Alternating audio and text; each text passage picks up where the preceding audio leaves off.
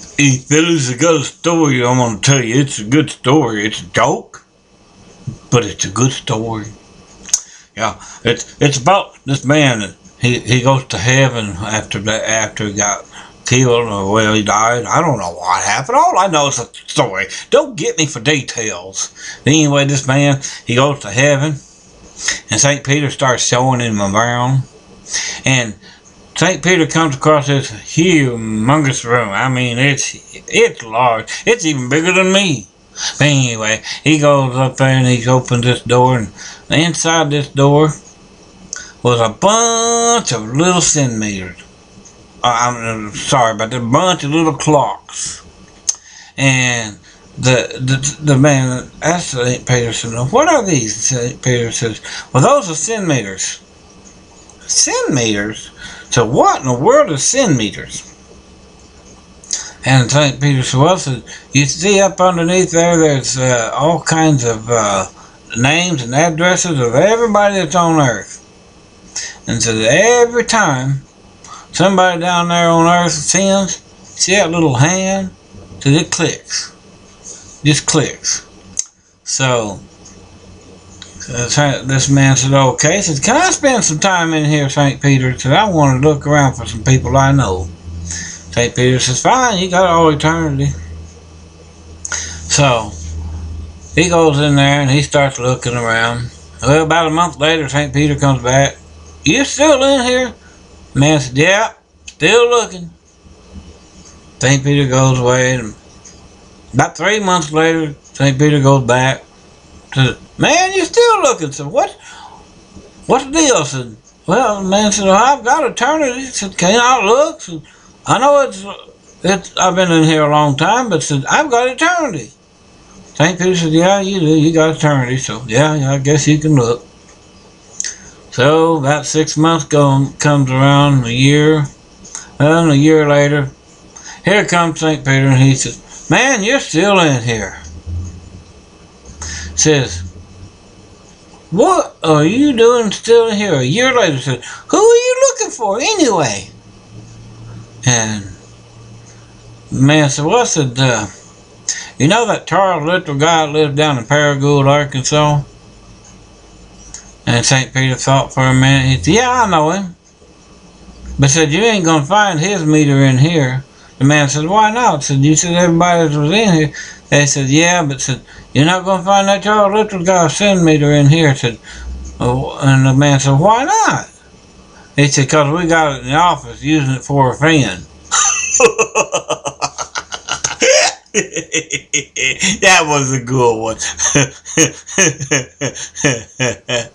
Yeah, that was a good one. Okay.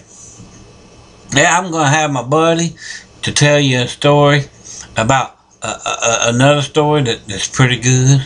So hang on, folks. Oh, yeah, I remember. Yeah, I got a story to tell you. Yeah, it's about the other day I was in the grocery store, and I was standing there, and there's 2 or 3 couples in front of me, and the one up at the register, they were just taking their time. I don't know what they was doing. Maybe they was writing a check instead of a credit card. I don't know. But they was taking their own sweet time. And I was getting aggravated. And the manager was standing over near another register, and he noticed I was getting upset because these other registers was empty. And this one register was full, and I was about 3rd, 4th one back, and I was sitting there having to stand there and wait. So finally the manager calls out to this other cashier, the young girl. She looked to be maybe 18, 19, 20-year-old. Anyway, he says, calls her by name, says, "Check this man out," pointed over to me. And I looked around, "Me? Yeah, check you. She's gonna check you out." I said, "No, she can't do that. She can't do that." Everybody got looking at me and said, "Well, why not? Why can't she check you out?" I said, "Because I'm a married man." Yeah, I'm a married man. Nobody can check me out while I'm a married man. Anyway, let me tell you, about that time, back in the far back, y'all seen this commercial?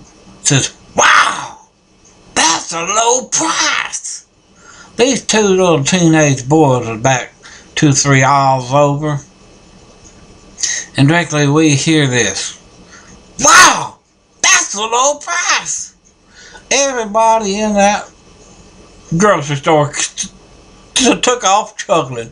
But I thought that was a pretty good story. Anyway, let me tell you another story about what happened to me in the grocery store about 2 months ago. Yeah, I was standing in line. All I had was $5 to pay for my groceries with. I'm a poor boy. Anyway, I had $5 to pay for my groceries with. And I went up there and I was standing in line and I accidentally dropped my $5. The lady in front of me was real nice, I thought. She reached down, I thought she was gonna reach down, pick it up and hand it to me. But she picked it up and held it. I'm standing there thinking, ma'am.